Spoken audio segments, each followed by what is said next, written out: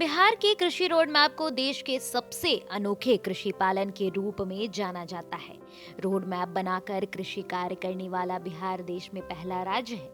बिहार के मुख्यमंत्री नीतीश कुमार ने 2008 में पहला कृषि रोड मैप लागू किया था। 17 फरवरी 2008 को कृष्ण मेमोरियल हॉल में किसान पंचायत का आयोजन कर कृषि रोड मैप को लॉन्च किया गया था। 2008 से 2012 तक पहले कृषि रोड मैप की अवधि निर्धारित थी। दूसरे कृषि रोड मैप की अवधि साल 2012 से 2017 तथा तीसरे की अवधि 2017 से 2023 थी। आज बिहार का चौथा कृषि रोड मैप लागू किया गया है, जो वर्ष 2023 से 2028 तक के लिए रहेगा। राष्ट्रपति द्रौपदी मुर्मू ने बुधवार को पटना के बापू सभागार में चौथे कृषि रोड मैप का उद्घाटन किया। इस 15 साल में राज्य में 651 राइस मिल खोलने की स्वीकृति दी गई, 9 आटा मिल खोली गए। कृषि रोड मैप के तहत फसल, मांस, मछली और अंडा का उत्पादन बढ़ा। ऐसे में अब तक लागू हुए कृषि रोड मैप से क्या-क्या मिला है और आने वाले कृषि रोड मैप से क्या मिलेगा, इससे जुड़ी अहम जानकारी जानना भी बेहद जरूरी है। अब आइए जान लेते हैं बिहार कृषि से जुड़ी अहम जानकारियों को। बिहार में लगभग 93 लाख हेक्टेयर भूमि से भी अधिक, वहीं 79 लाख हेक्टेयर कृषि योग्य है। 74% लोग आज भी आजीविका के लिए कृषि पर ही निर्भर हैं। राज्य के जीडीपी में कृषि का करीब 19 से 20% योगदान है। पशुधन का करीब 6 योगदान है। सबको देखते हुए मुख्यमंत्री नीतीश कुमार ने कृषि रोड मैप लाने का फैसला लिया। पहले कृषि रोड मैप में किसानों की आय बढ़ाने का दावा किया गया था। हर भारतीय की थाली में बिहारी व्यंजन पहुंचाने की तैयारी थी। पहले कृषि रोड मैप में बीज उत्पादन के साथ किसानों की उत्पादकता बढ़ाने की कोशिश हुई थी। चावल के उत्पादन में बिहार को काफी सफलता मिली। कई जिलों में चावल उत्पादन में रिकॉर्ड वृद्धि हुई। पहला कृषि रोड मैप का बजट आकार छोटा था। दूसरे कृषि रोड मैप 2012 में लागू किया गया। उसके लिए 2011 में नीतीश सरकार ने 18 विभागों को शामिल कर कृषि कैबिनेट का गठन किया था। बिहार को दूसरे कृषि रोड मैप में कई पुरस्कार भी मिले। साल 2012 में चावल उत्पादन के लिए कृषि कर्मण पुरस्कार भी मिला। 2013 में गेहूं उत्पादन के क्षेत्र में कृषि कर्मण पुरस्कार मिला। 2016 में मक्का के उत्पादन के क्षेत्र में कृषि कर्मण पुरस्कार बिहार को मिला। तीसरा कृषि रोड मैप साल 2017 में लागू किया गया। कोरोना काल के कारण रोड मैप को 1 साल बढ़ाया गया। तीसरे कृषि रोड मैप में ऑर्गेनिक खाद पर जोर दिया गया। किसानों को खेतों तक बिजली पहुंचाने में सरकार सफल रही।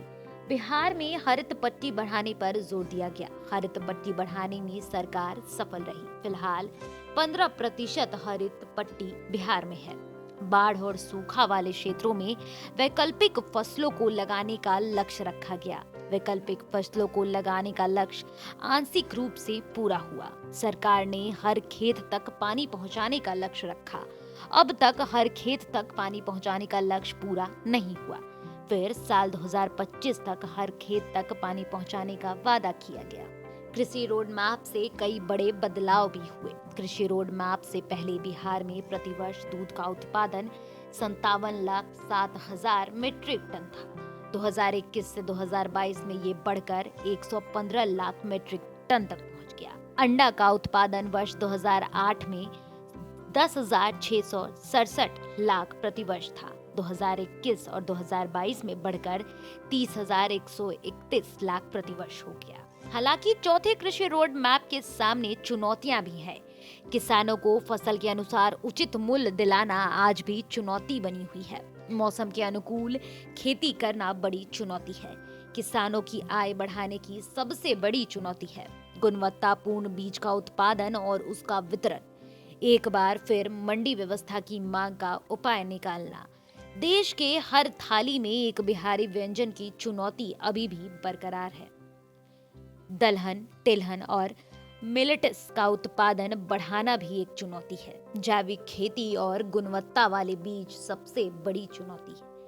लगातार कम होते बारिश या फिर असमय बारिश में खेती बड़ी चुनौती बनी हुई है। किसानों को आसानी से कृषि ऋण, दलहन, तिलहन और मिलेट्स का उत्पादन बढ़ाना भी एक चुनौती है। जैविक खेती और गुणवत्ता वाले बीज सबसे बड़ी चुनौती। लगातार कम होते बारिश या फिर असमय बारिश में खेती में चुनौती बनी हुई है। किसानों को आसानी से कृषि ऋण दिलाने की भी चुनौती है। आपको बता दें कि चौथे कृषि रोड मैप में 12 विभागों को शामिल किया गया है।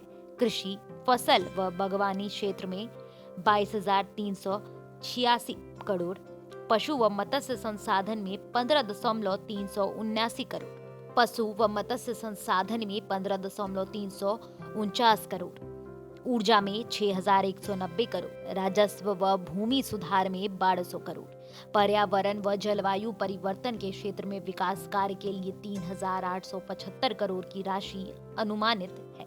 वहीं उद्योग विभाग में 3,486.20, वहीं गन्ना उद्योग में 729, जल संसाधन में 19,196, लघु जल संसाधन विभाग में 5,308, ग्रामीण कार्य में 393, खाद्य व उपभोक्ता संरक्षण में 83,786 तथा सहकारिता के क्षेत्र में 484 करोड़ रुपए खर्च करने की अनुमानित राशि निर्धारित की गई है।